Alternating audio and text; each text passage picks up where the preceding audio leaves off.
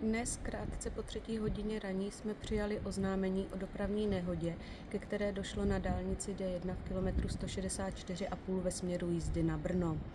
Řidič nákladní soupravy se z dosud nezjištěné příčiny s nákladní soupravou zlomil do jedničky a zůstal stát přes všechny jízdní pruhy.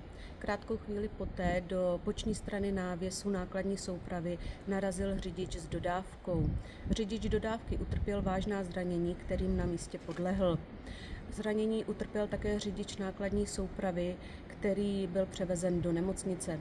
Dechová zkouška u řidiče nákladní soupravy byla negativní. Policisté odklánili osobní vozidla na kilometru 162 u Velké Bíteše. Zpět mohli řidiči najet na kilometru 168 9 Křížů. Policisté uzavřeli také výjezd z parkoviště v kilometru 166, aby odtahové a vyprošťovací firmy mohly dojet k místu dopravní nehody protisměrem.